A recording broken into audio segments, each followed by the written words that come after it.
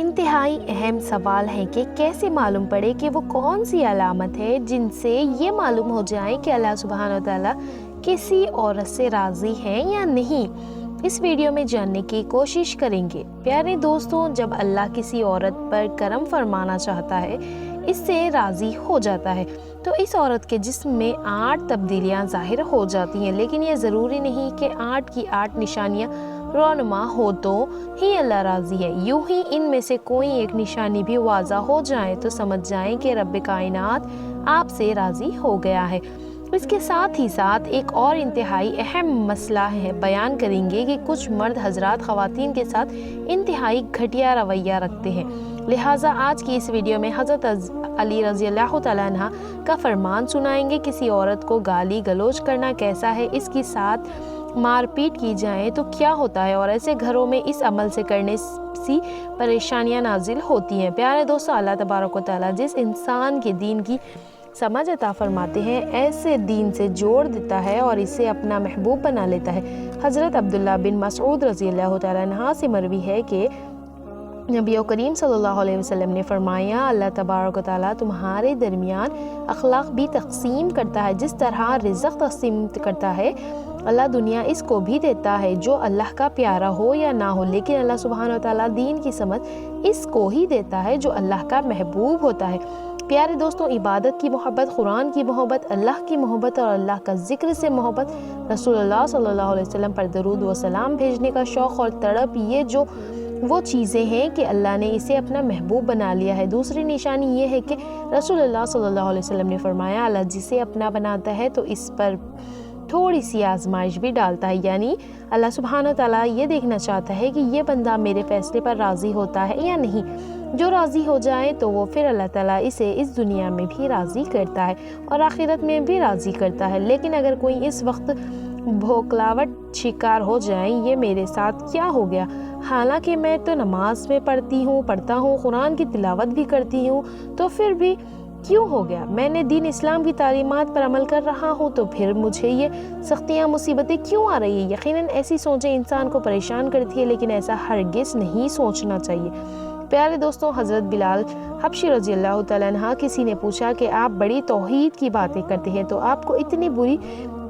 طرح سے مار کیوں پڑی؟ تو انہوں نے جواب دیا کہ تم بھی تو بازار سے برتن خریدنے سے پہلے اسے اچھی طرح سے ٹھوک بجا کر دیکھتے ہو کہ مٹی ٹھیک طرح سے لگتی ہے یا نہیں۔ بس میرے رب نے بھی مجھے آزمایا۔ پھر یہی غلام تھا کہ جس کے بارے میں اللہ کے رسول نے ارشاد فرمایا کہ اللہ نے جنت میں بلال حبشی کو نہایت ہی اعلیٰ و ارفع مقام عطا فرما دیا ہے۔ نبی کریم صلی اللہ علیہ وسلم نے فرمایا کہ شب معراج پر جنت میں مجھے اپنے سے آگے آگے قدموں کو آہٹ سنائی دی، تو میں نے جبرائیل علیہ السلام سے پوچھا یہ کون ہے؟ تو جبرائیل علیہ السلام نے جواب دیا کہ بلال حبشی ہیں۔ نبی کریم صلی اللہ علیہ وسلم نے جب واپس آ گئے تو بلال رضی اللہ تعالیٰ عنہ سے پوچھا کہ تم ایسا کون سا عمل کرتے ہو کہ جس کی سبب تم جنت میں اس مقام پر ہو؟ تو حضرت بلال نے عرض کیا، یا رسول اللہ، آپ ہی نے تو وہ فرمایا تھا کہ ہر وقت باوضو رہنا چاہیے، جب میرا وضو ٹوٹتا میں فوراً ہی کر لیتا، اور جب وضو کرتا تو ساتھ ہی 2 رکعت نفل بھی ادا کر لیتا۔ چلتے پھرتے اور قدموں کی آہٹ جنت سنائی دیتی۔ بس آزمائش کا آنا اللہ تبارک و تعالیٰ کی محبت کی نشانیوں میں سے ایک ہے، کیونکہ اللہ کے محبوب بندوں پر آزمائشیں آتی رہتی ہیں۔ پیارے دوستوں، تیسری اور ایک بہت ہی پیاری نشانی یہ ہے کہ اللہ سبحانہ و تعالیٰ جب بھی کسی انسان سے محبت کرتے ہیں تو اس کے اندر ایک انتہائی خوبصورت تبدیلی رونما ہو جاتی ہے۔ حدیث میں آتا ہے کہ اللہ تبارک و تعالیٰ جب کسی انسان سے محبت کرتا ہے تو حضرت جبرائیل علیہ السلام کو حکم فرماتا ہے کہ آسمان میں اعلان کر دو کہ میں اپنے فلاں بندے سے محبت کرتا ہوں۔ حضرت جبرائیل علیہ السلام آسمان کے اربوں کربوں فرشتوں میں اعلان فرما دیتے ہیں کہ اللہ اپنے فلاں بندے سے محبت کرتا ہے، لہٰذا حضرت جبرائیل علیہ السلام آسمان کے تمام فرشتے اور تمام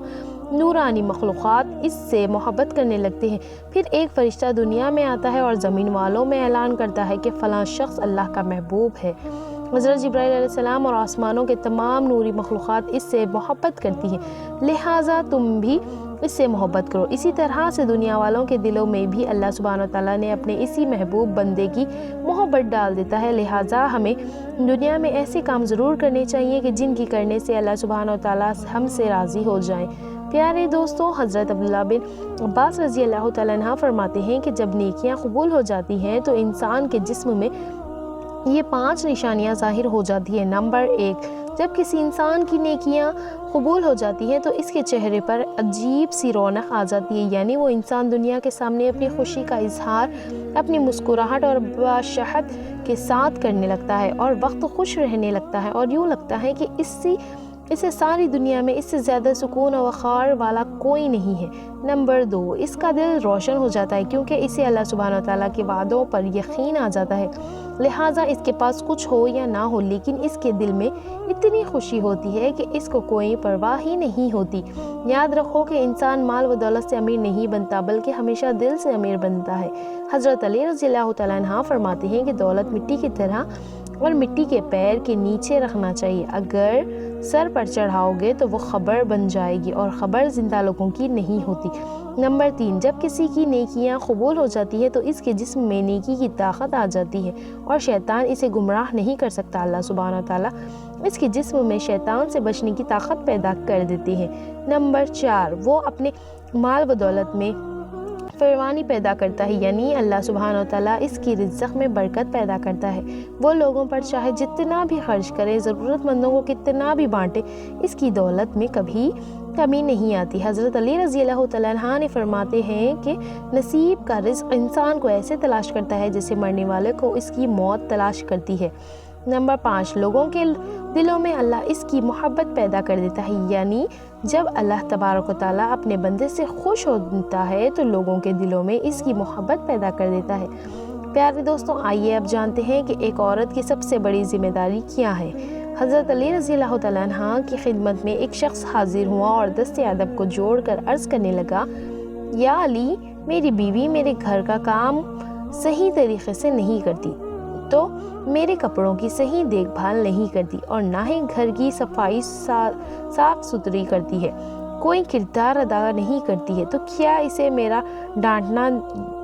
جائز ہے،